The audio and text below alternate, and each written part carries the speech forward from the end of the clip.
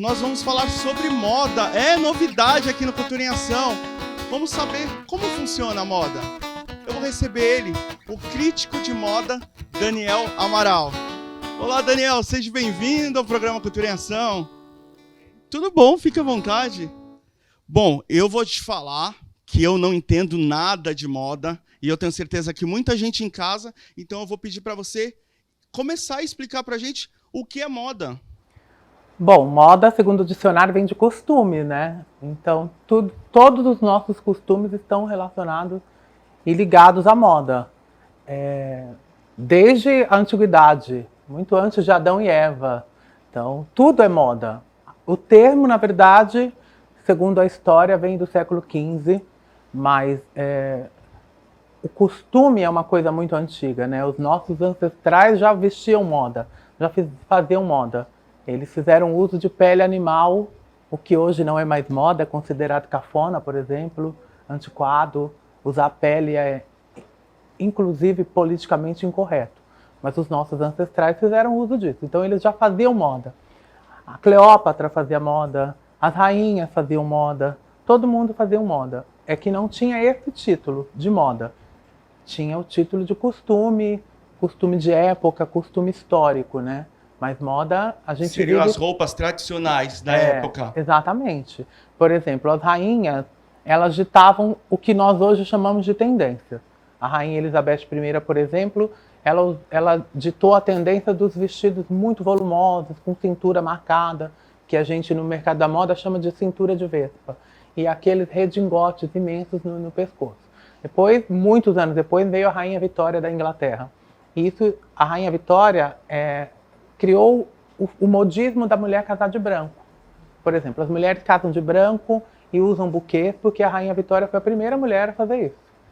E por que o buquê? Porque as mulheres casavam em maio, que era o mês das flores, e as flores serviam para espantar o mau cheiro dos convidados. Porque no século passado as pessoas não tomavam banho, não tinham a higiene que nós temos hoje.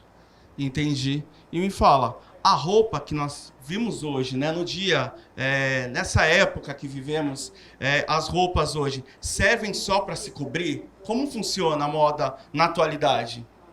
Então, a roupa hoje, ela não serve só para a gente se cobrir, né? Ela serve também como protesto. Porque roupa, ela pode ser inclusive política. Por exemplo, nos anos 60, 70, uma estilista inglesa, que nem era estilista, cortou uma saia e transformou uma saia comprida na mini saia. Uma mulher chamada Mary Quant. Foi um ato político. A Dior, recentemente, que é uma marca francesa, tem feito desfiles e coleções inspiradas no feminismo, discutindo o que é o feminismo. Moda também tem contexto político. Tem contexto de arte, tem contexto de transgressão, conta a história através do tempo, né? Na época das guerras, por exemplo, as casas francesas de moda, que eram as principais, elas sofreram com a escassez de tecido.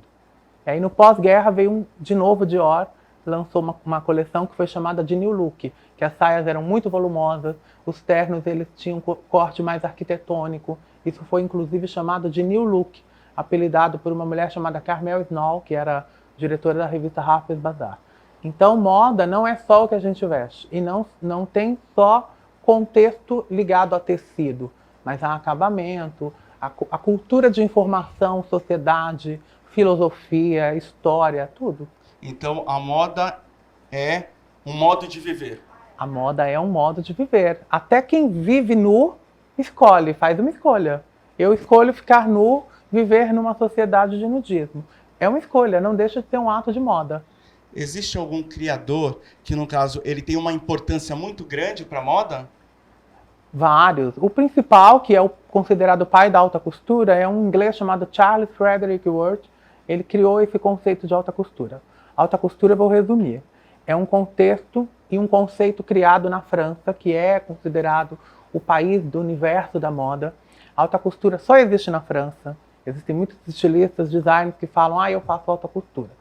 Para ser chamado de alta costura mesmo, ele deveria fazer na França.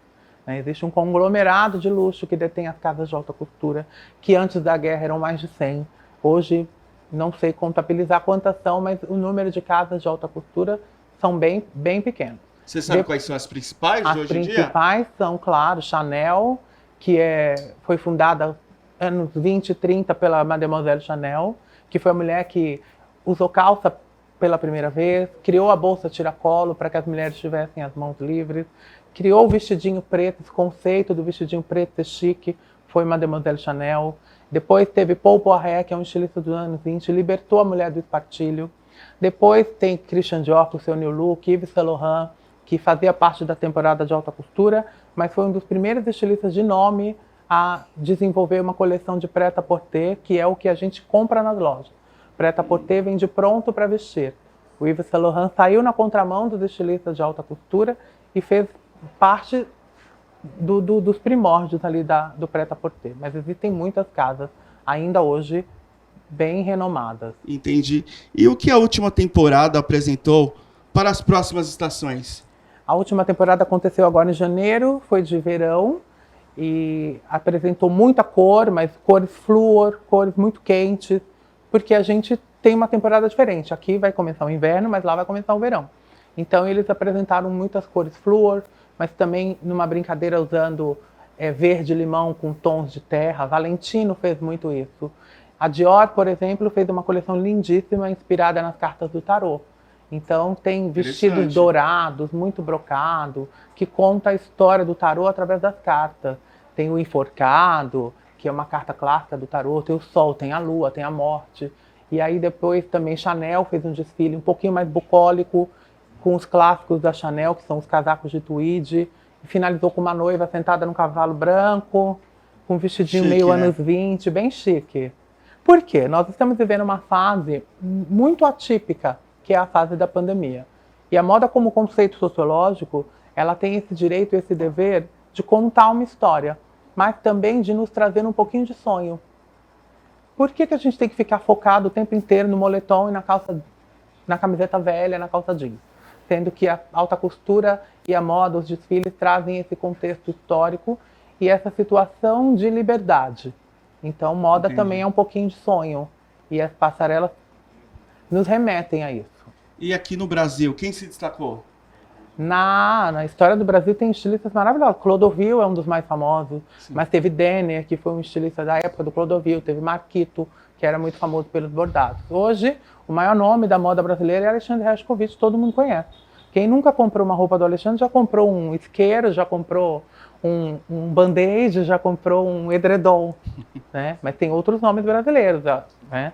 A Patrícia Bonaldi, que é muito famosa hoje, principalmente estilista querida das blogueiras. Tem muitas marcas muito boas no Brasil. Daniel, para a gente finalizar, quais são as tendências para esse ano? As tendências para esse ano, primeiro a gente tem que entender e aceitar que a primeira tendência que a gente tem que aceitar é a vacina. Todos nós precisamos ser vacinados. Exatamente. Depois da vacina é o conforto. Porque o que a gente vê na passarela nem sempre vai para a rua, e quase nunca vai. Mas traz o que eu falei dessa situação de sonho. Então, a principal tendência para este ano é a gente manter a cabeça erguida e focar em conforto. Porque nós não vamos poder frequentar tantas festas, nós não vamos poder frequentar os restaurantes que a gente gosta, nem tão cedo. Então, se manter em casa com conforto, feliz e de cabeça erguida. E é isso que importa. E é isso que importa, com certeza.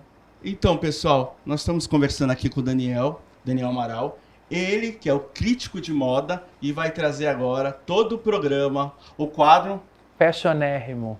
Todo sábado aqui conosco. Muito obrigado pela participação. A estreia aqui com nós para explicar para as pessoas. Muito obrigado, Daniel. Eu quem agradeço. Foi um convite maravilhoso.